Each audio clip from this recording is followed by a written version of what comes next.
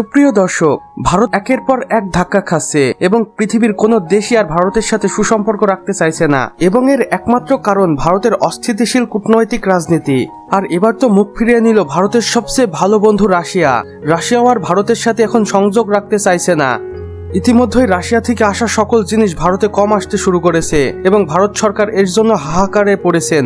বর্তমানে জ্বালানি তেল রাশিয়া একদমই ভারতকে দিচ্ছে না, আর এটাই ভারতের সবচেয়ে বড় মাথা ব্যথার কারণ হয়ে দাঁড়িয়েছে।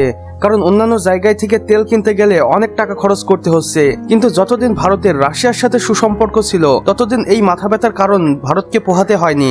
রাশিয়া এবং ভারতের একটা সময় খুবই ভালো সুসম্পর্ক ছিল এবং রাশিয়ান সরকার চাইছিল ভারত সরকারের সাথে মিশে আরো শক্তিশালী করতে নিজেদেরকে, যেন আমেরিকা কোনোভাবেই তাদের আক্রমণ করতে না পারে বা তাদের রোষানলে না ফেলতে পারে।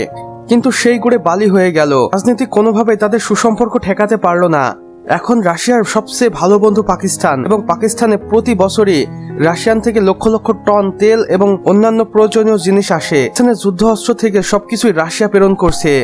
আর ইতিমধ্যে রাশিয়া একটি চাপের ভিতর দিয়ে যাচ্ছে, কেননা রাশিয়া এবং ইউক্রেনের মারাত্মক যুদ্ধে রাশিয়া এবং ইউক্রেনের দুই দেশেরই ব্যাপক ক্ষতি হয়েছে এবং এই যুদ্ধে দুই দেশেরই অর্থনীতি বেশ খানিকটাই পিছিয়ে গেছে।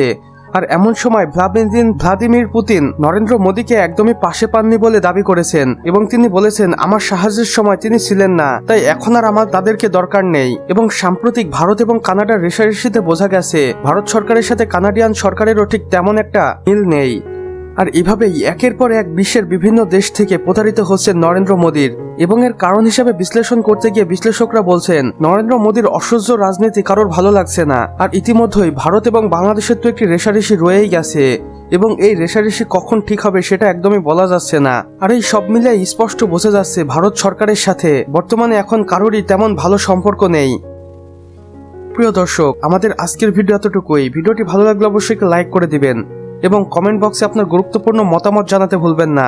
আর চ্যানেলে নতুন হলে অবশ্যই সাবস্ক্রাইব করে পাশের বেল আইকনে ক্লিক করে দিন। সম্পূর্ণ ভিডিও দেখার জন্য আপনাকে অসংখ্য ধন্যবাদ।